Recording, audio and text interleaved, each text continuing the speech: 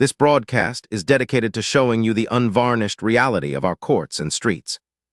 Expect nothing less than unfiltered, unedited, and exceptionally raw footage. We place you directly on the front lines of justice, delivering the facts without any distortion.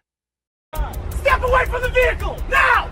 Hands where I can see them! I'm complying, officer. I'm not resisting. My hands are visible. You're being detained for suspected vehicle theft!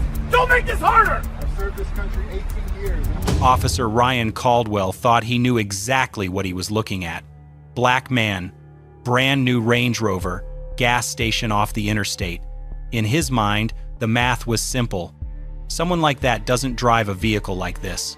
When the anonymous call came through at 7:43 p.m. about a suspicious individual at the Sunoco station who probably stole that SUV, Caldwell didn't hesitate. He didn't question the caller's assumptions.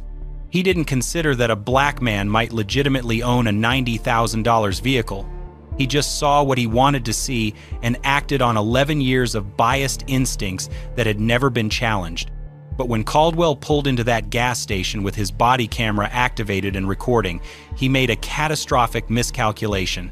The man pumping gas into the Range Rover wasn't a car thief. He wasn't a criminal. He was Senior Chief Petty Officer Darnell Jackson, a decorated Navy SEAL with 18 years of active duty service, 3 combat deployments to Afghanistan and Iraq, a Bronze Star with valor, and a Purple Heart earned protecting the very freedoms that Caldwell was about to violate. Darnell had survived firefights in Kandahar. He had extracted wounded teammates under enemy fire. He had served his country with distinction while officers like Caldwell sat safely behind a badge making assumptions about who belonged and who didn't. And now, standing at a gas pump on a Saturday evening, still wearing his Navy workout shirt with the SEAL trident visible on his chest, Darnell was about to face an enemy he never expected on American soil. What Caldwell didn't realize, what he couldn't have known in his rush to confirm his own prejudice, was that every second of what followed would be captured in crystal clear detail. His own body camera recording from his chest, his dash cam capturing the approach, the gas station's security system documenting everything from 3 separate angles, the overhead fluorescent lights providing perfect visibility, every word and gesture preserved in high definition. The footage would eventually cost Riverside County $14.8 million, but more than that, it would expose a pattern of discrimination that had been protected for over a decade, finally brought down by the very technology meant to ensure accountability. Officer Ryan Caldwell had been with the Riverside County Sheriff's Department for 11 years, building what his supervisors called an impressive record of proactive policing. He was known for making stops that other deputies might hesitate on, for trusting his gut when something felt off. His arrest numbers were consistently high. His quarterly reviews glowed with praise. On paper, he was exactly the kind of officer the department wanted patrolling the interstate corridors. But beneath that polished reputation lay a pattern that should have ended his career years earlier. 19 civilian complaints over 8 years, each one telling the same story. Black drivers stopped for vague reasons. Hispanic families questioned about their immigration status during routine traffic stops. People of color detained, searched, and humiliated based on nothing more than Caldwell's instincts about who belonged in certain vehicles or certain neighborhoods. Every single complaint had been reviewed by Internal Affairs. Every single one had been dismissed as a misunderstanding, as the word of a citizen against the word of a deputy. Caldwell had learned the system well. As long as he claimed reasonable suspicion, as long as he used the right language in his reports, the department would protect him. The pattern was undeniable to anyone willing to look. Over the past 4 years alone, Caldwell had conducted 31 stops of black drivers in luxury vehicles: BMW, Mercedes, Lexus, Range Rover. Each time, the same justification. Anonymous tip, suspicious behavior, vehicle doesn't match the driver. And each time, 0 actual vehicle thefts discovered. Every driver had been legitimate. Every stop had been pretextual. But perhaps most damning was the body camera evidence, or rather, the lack of it. On 14 separate occasions when complaints were filed against Caldwell, his body camera footage was mysteriously corrupted, malfunctioning, or simply not activated. technical difficulties that seemed to occur only when his actions were being questioned. His supervisors noted the pattern in internal memos but took no action, praising his effectiveness while ignoring the complaints that piled up in his personnel file.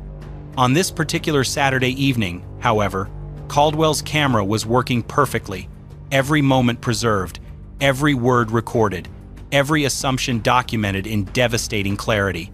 Senior Chief Petty Officer Darnell Jackson had spent 18 years serving a country that didn't always serve him back. Born and raised in Norfolk, Virginia, the son of a shipyard welder and a school nurse, Darnell had grown up watching Navy vessels glide through the harbor and dreaming of something bigger than the small apartment where he shared a bedroom with two brothers. At 19, he enlisted. By 22, he had earned the right to wear the trident, becoming one of the elite few to complete basic underwater demolition, SEAL training, a program with an 80% attrition rate that broke men who thought they were unbreakable. 3 deployments to Afghanistan, 2 to Iraq. Darnell had seen things that would haunt most people forever, had done things that kept American families safe while they slept. His Bronze Star with Valor came from a mission in Helmand Province, where he carried a wounded teammate 2 miles under enemy fire. His Purple Heart came from shrapnel that still set off metal detectors at airports. A permanent reminder embedded in his left shoulder of a night in Fallujah that killed 2 of his brothers, now 42. Darnell was stationed at Naval Base Coronado in San Diego, training the next generation of SEALs, passing on the knowledge that had kept him alive through 5 combat deployments.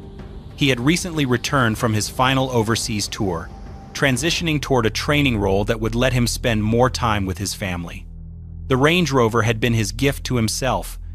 18 years of combat pay, hazard duty incentives, and careful savings finally converted into something tangible.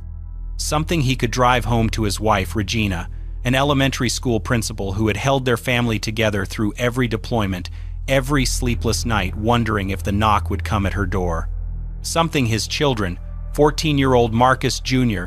and 11-year-old Destiny, could see and understand that their father's sacrifices had meant something. Darnell had earned that vehicle with blood, sweat, and service. He had paperwork proving every dollar.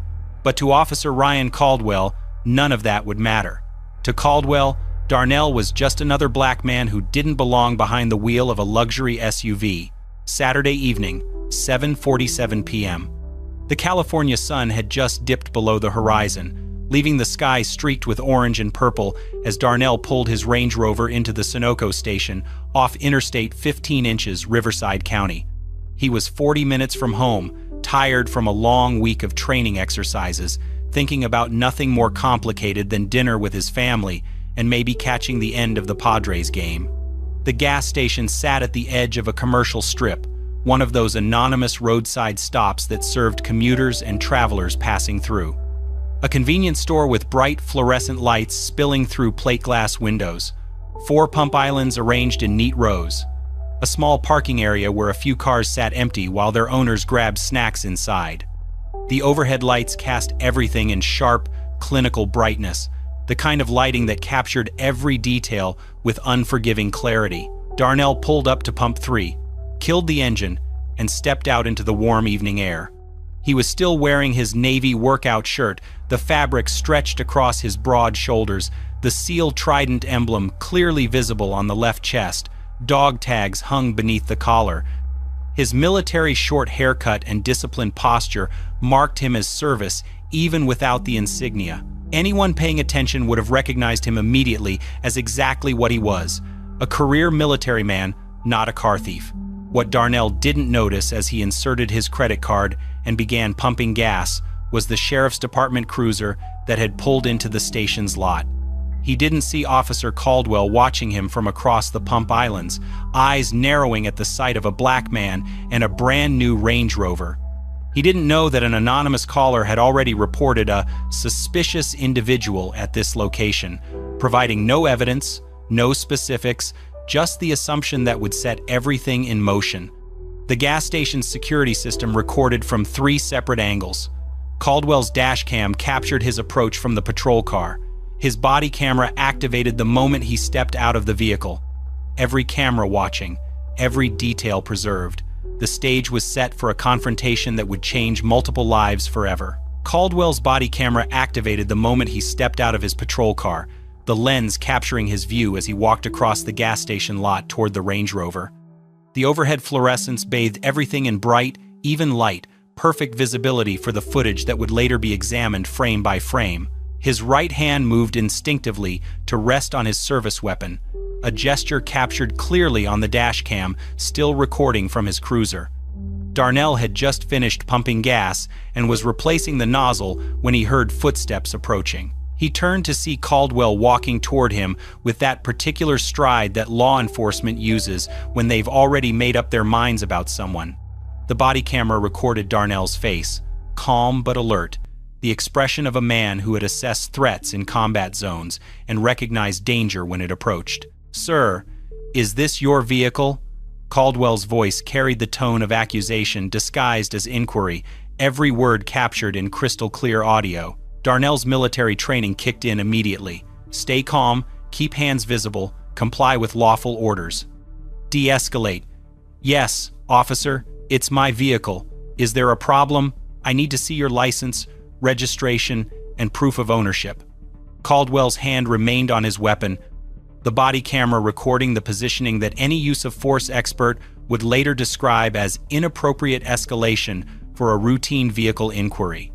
Darnell moved slowly and deliberately, narrating his actions the way he'd been trained to do during interactions with law enforcement. "I'm reaching for my wallet in my back pocket. My registration is in the glove compartment." He produced his military ID first, then his California driver's license, then reached into the Range Rover for the registration documents. Every movement measured, controlled, designed to present no threat. Caldwell examined the documents, his camera recording the papers, clearly showing the name Darnell Jackson, the address matching his military housing, the vehicle identification number corresponding to the Range Rover beside them. Everything was legitimate.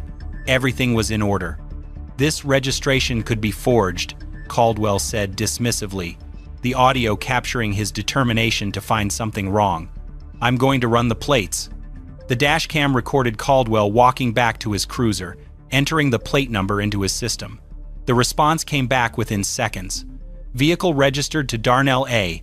Jackson. No warrants, no stolen vehicle reports, clean record." But Caldwell wasn't satisfied. He had already decided what he was looking at, and no amount of evidence would change his mind.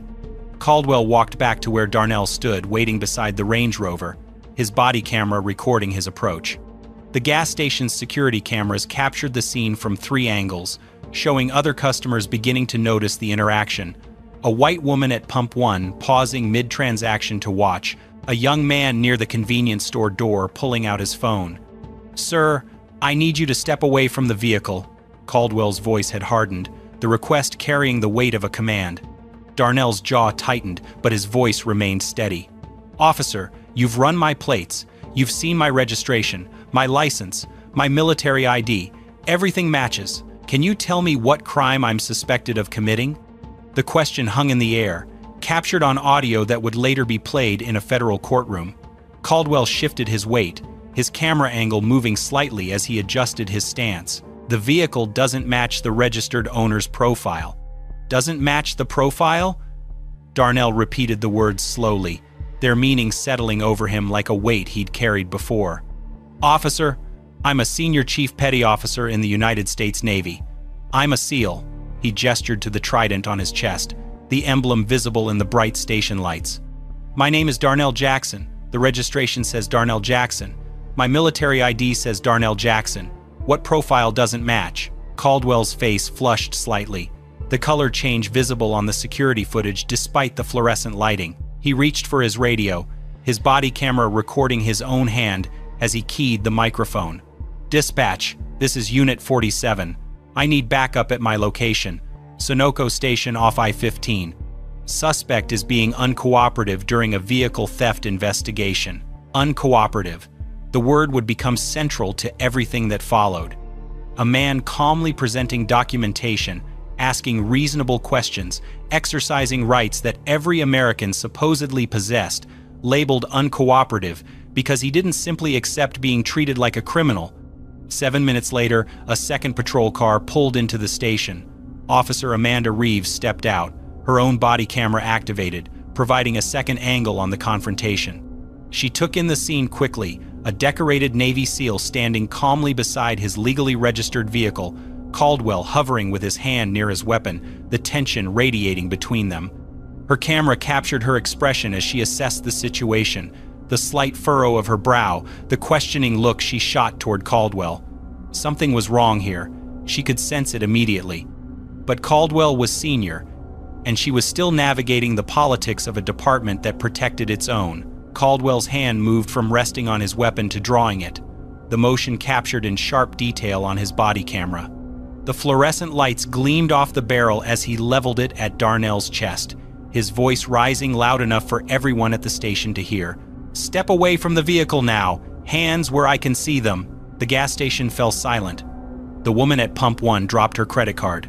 The young man near the convenience store raised his phone higher, the screen glowing as he recorded. 2 other customers emerged from their vehicles, phones already out, capturing the scene from multiple angles. Within seconds, 4 civilian cameras had joined the body cameras and security footage, all of them documenting what was unfolding. Darnell's training took over completely. He had stared down enemy combatants in Fallujah. He had maintained composure under fire that would have broken most men. But he also knew the statistics. He knew that black men died during traffic stops.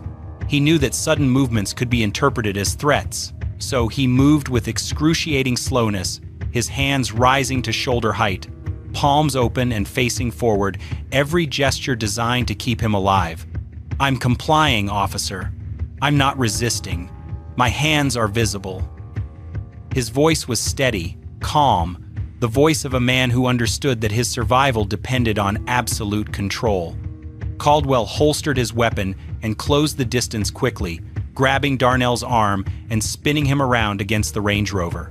The body camera captured the impact, Darnell's face pressed against the window of his own vehicle, the SEAL trident on his shirt visible in the frame as Caldwell wrenched his arms behind his back. The metallic click of handcuffs echoed in the evening air. "You're being detained for suspected vehicle theft pending verification." The gas station's front door swung open, and a middle-aged man in a Sunoco polo shirt hurried out, his name tag identifying him as the manager. "Officer, wait! I've got security cameras. I can show you this man drove in normally, pumped his gas, paid with a credit card. There's no theft here." Caldwell didn't even turn around. "Sir, step back. This is a law enforcement matter." Reeves moved closer, her body camera capturing her approach. "Ryan," she said quietly, her voice barely audible on the audio but still recorded, "his documentation is clean. The plates came back registered to him. Maybe we should look at the security footage before—" "I've got this handled."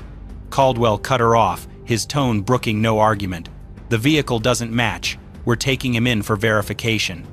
Reeves's camera captured her expression, the conflict visible on her face, the knowledge that she was watching something wrong unfold, and the institutional pressure telling her to stay silent. She stepped back, but she didn't turn off her camera. That decision would matter later. The back of Caldwell's patrol car was cramped and smelled of stale sweat and fear, the accumulated residue of everyone who had sat in this space before. Darnell's hands throbbed where the cuffs bit into his wrists, tightened beyond what was necessary, the metal edges pressing against the bones. Through the cage separating him from the front seats, he could see Caldwell's body camera sitting on the dashboard, still recording, its lens pointed back toward him. Darnell sat in silence for a long moment, the weight of the situation settling over him.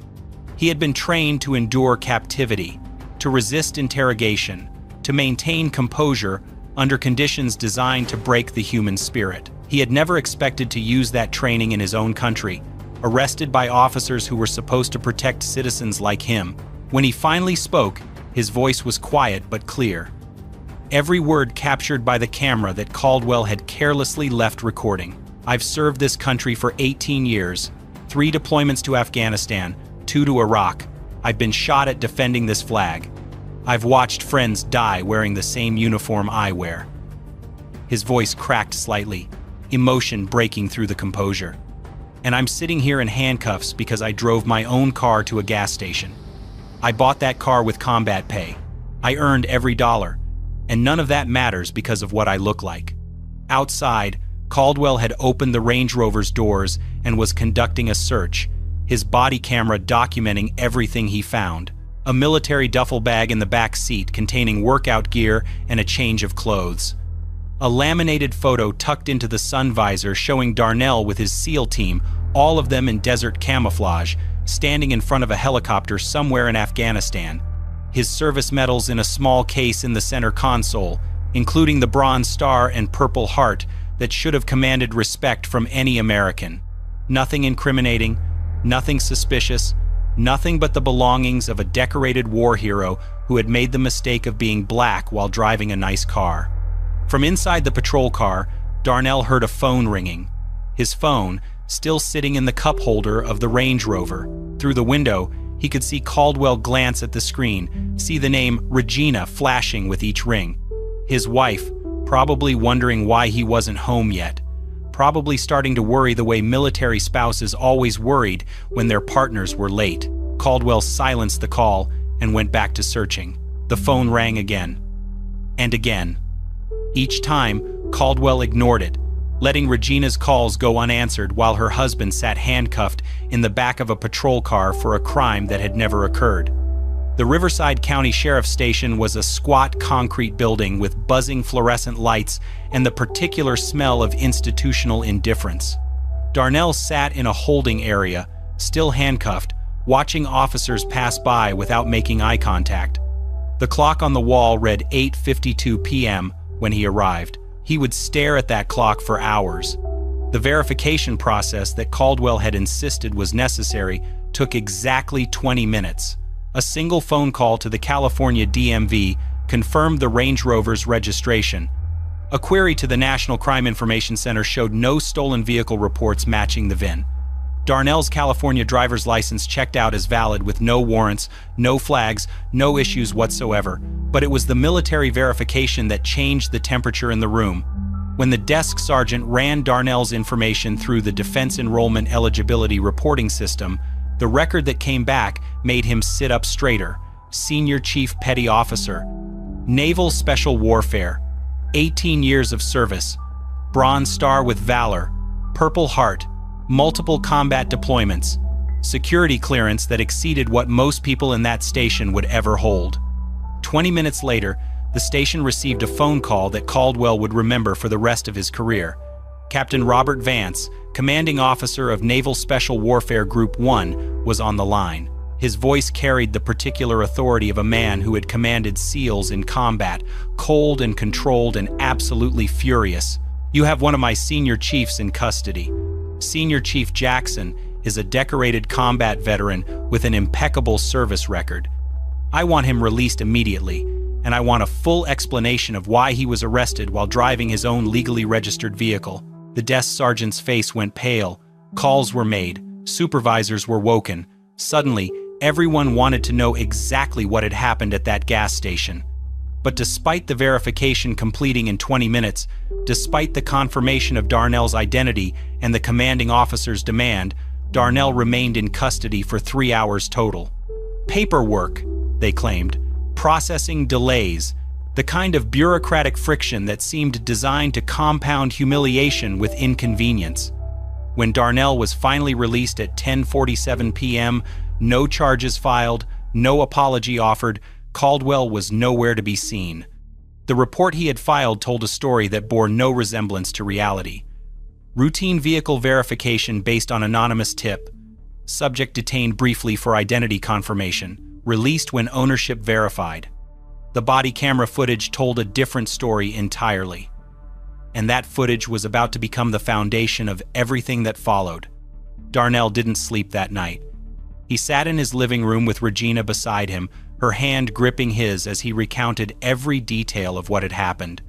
The phone calls she had made, 23 of them, each one going unanswered while her husband sat handcuffed in the back of a patrol car. The fear that had gripped her when he didn't come home, the old terror that every military spouse carries, the wondering if this was the moment she had dreaded for 18 years. Monday morning, Darnell walked into the Judge Advocate General's office at Naval Base Coronado.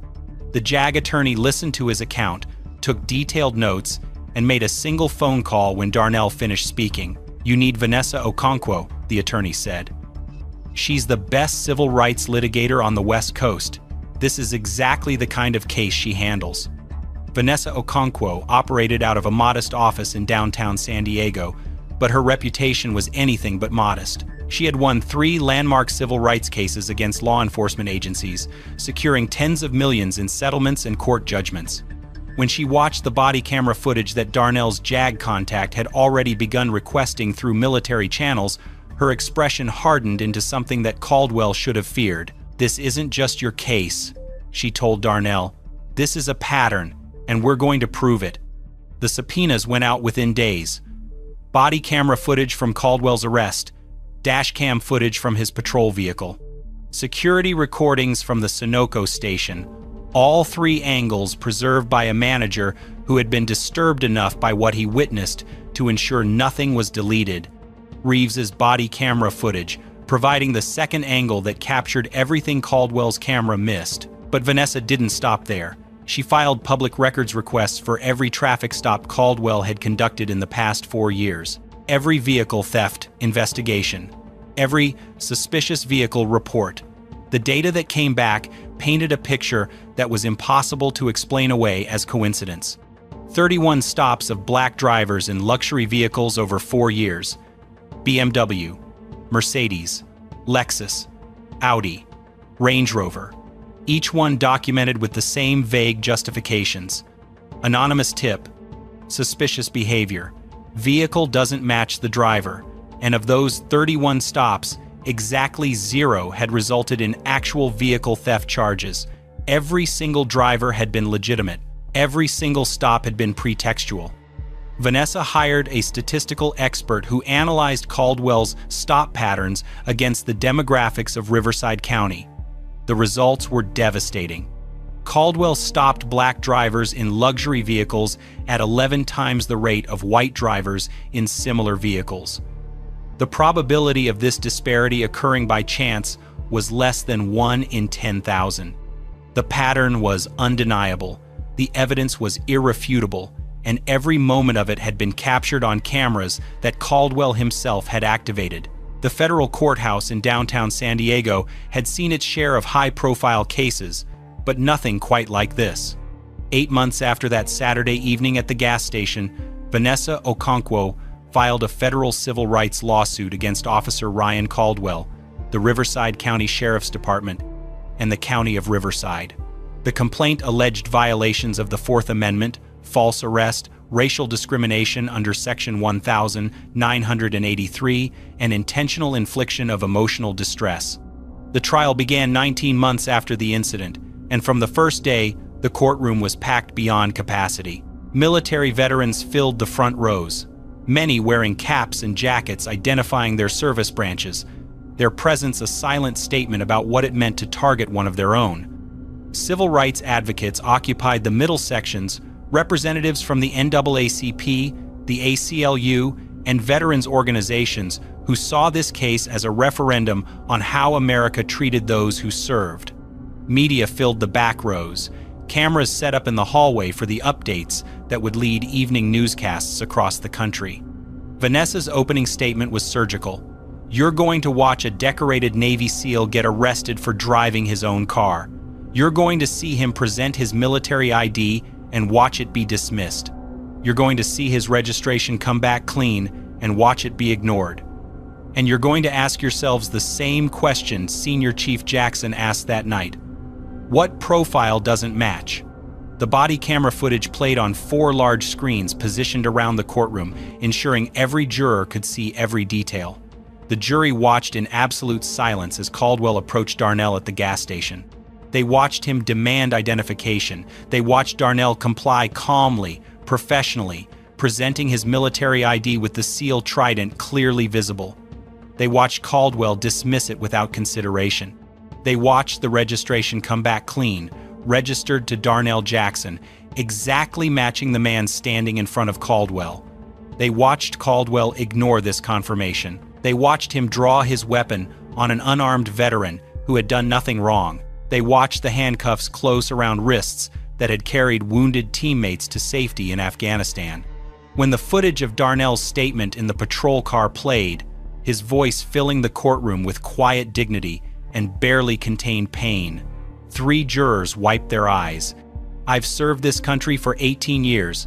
I've been shot at defending this flag, and I'm being arrested for driving my own car." Officer Amanda Reeves took the stand on the trial's 4th day.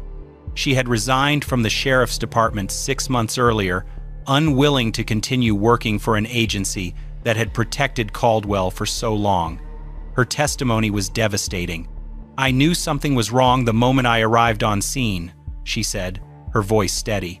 Senior Chief Jackson was calm, cooperative, and had provided documentation proving the vehicle was his. "I told Officer Caldwell we should review the security footage before proceeding. He overruled me. He said he had it handled." "Did you believe the arrest was lawful?" Vanessa asked. "No. I believed it was racial profiling.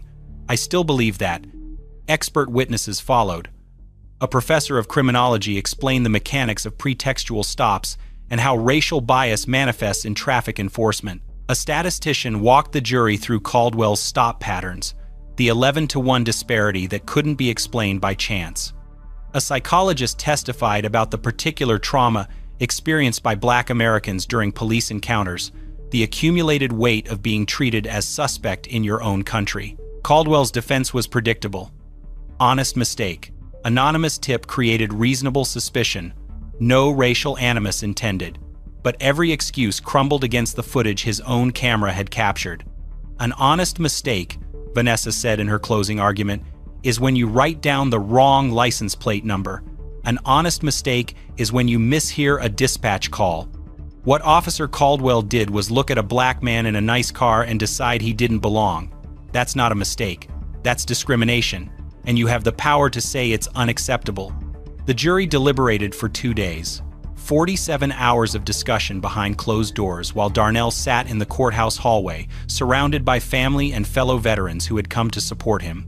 Regina held his hand through most of it, her grip tightening every time the courtroom doors opened for any reason.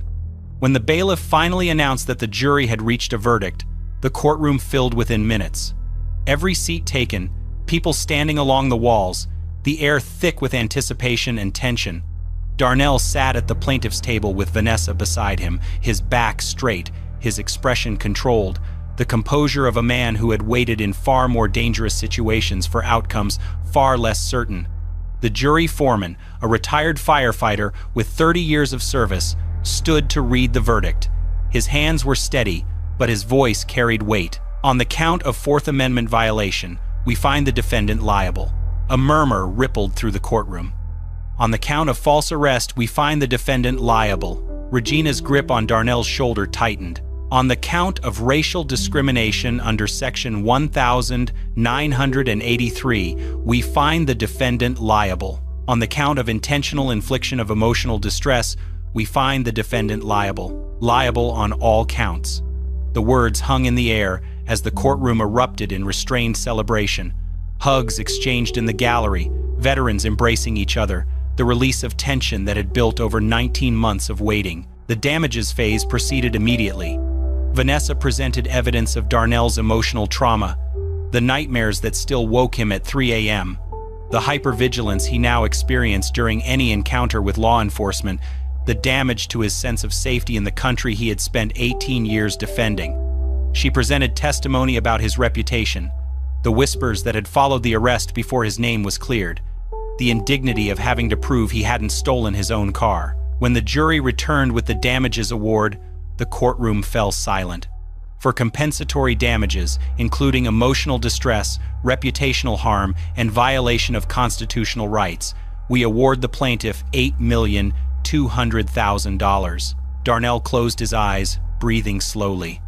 For punitive damages, calculated to send a clear message that racial profiling of military veterans and black drivers will not be tolerated, we award the plaintiff $6,600,000. Total, $14,800,000. The courtroom exploded. Regina collapsed into Darnell's arms, sobbing with relief and vindication. Veterans in the gallery stood at attention, a spontaneous gesture of respect for one of their own. Vanessa allowed herself a small smile, the satisfaction of a case that had achieved exactly what she'd intended. Caldwell sat motionless at the defense table, his face drained of color, the reality of what had just happened settling over him like a weight. 11 years of instincts and proactive policing had ended with the largest civil rights verdict in Riverside County history. His own body camera had provided the evidence that destroyed him. The verdict sent shockwaves through Riverside County and beyond. Within hours of the jury's decision, Caldwell was terminated from the sheriff's department, his 11-year career ending not with a pension and a ceremony, but with a security escort to clean out his locker.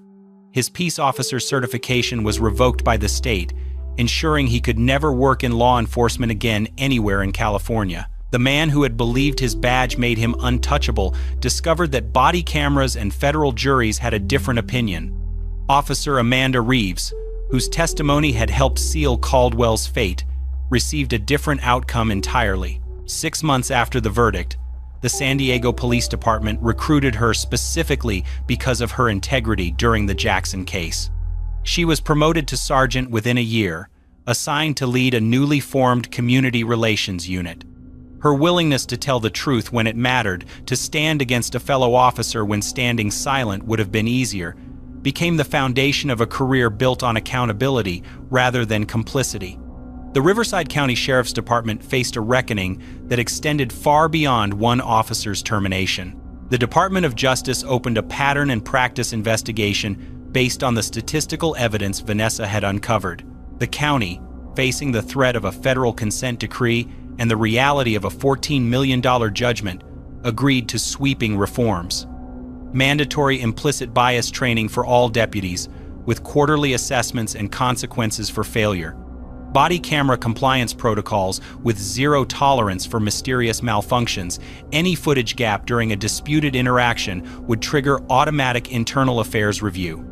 An independent civilian oversight board with subpoena power, staffed by community members who couldn't be intimidated or ignored. Mandatory supervisory review of all suspicious vehicle stops before any enforcement action, ensuring that anonymous tips alone could never again justify what happened to Darnell.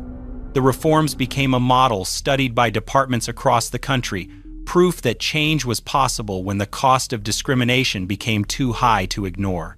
Darnell used a portion of his settlement to establish the Jackson Veterans Civil Rights Foundation, headquartered in San Diego, but serving military members nationwide. The foundation provided free legal representation to veterans facing discrimination, whether from law enforcement, employers, or landlords who saw a uniform but couldn't see past skin color. Within its first year, the foundation took on 47 cases, winning settlements and judgments that reinforced the message: those who serve this country deserve to be protected by its laws. The body camera footage from that gas station became required viewing at law enforcement academies across California, then across the nation. Instructors used it to teach recruits about implicit bias, about the danger of assumptions, about what happens when officers let prejudice override evidence. Darnell occasionally spoke at these trainings, standing before rooms full of future officers, his Bronze Star and Purple Heart displayed on his chest. "I've served beside men and women of every race," he would tell them. "In combat, the only thing that matters is whether the person next to you will do their job. I'm asking you to do yours. See people as individuals, not profiles. Follow the evidence, not your assumptions. And remember that the cameras are always watching, even when you forget they're there." The case of Senior Chief Petty Officer Darnell Jackson became more than a verdict. It became a turning point, cited in legal briefs and academic papers, discussed in community forums and congressional hearings. A reminder that accountability was possible, that technology could expose what institutions tried to hide, that one man's refusal to accept injustice could change systems that seemed immovable. Senior Chief Petty Officer Darnell Jackson stopped at a gas station on his way home from serving his country. He was driving a car he had earned with 18 years of combat pay and sacrifice. He was wearing a shirt that identified him as one of America's elite warriors. And none of it mattered to an officer who saw only the color of his skin. But what Officer Ryan Caldwell forgot, what so many like him forget, is that the truth has a way of surfacing. Body cameras record, security footage preserves, witnesses remember, and when the evidence is overwhelming, when the pattern is undeniable, when 12 ordinary citizens sit in a jury box and watch discrimination unfold in high definition, justice becomes possible. If you believe that serving your country should protect you from being treated like a criminal, that driving while black is not a crime, and that those who sacrifice for our freedom deserve to enjoy it, hit that subscribe button and turn on notifications. Tomorrow we have another story of courage triumphing over injustice. Because the truth, recorded on body cameras and vindicated in court, reminds us that no badge is above the Constitution that Darnell Jackson swore to defend. The same Constitution that protects all of us, regardless of what we drive or what we look like. The same Constitution that Officer Caldwell forgot and that a federal jury remembered. $14,800,000, 4 body cameras, 1 decorated veteran who refused to accept that his service meant nothing, and a reminder that in America, the arc of justice may be long, but it bends toward accountability when brave people refuse to stay silent. This case was brutal, but this case on the right-hand side is even more insane. We exist to pursue the truth, no matter where it leads. It is our duty to hold power to account and shine a light on the facts. After all, the records don't lie. Thanks for watching and joining the conversation.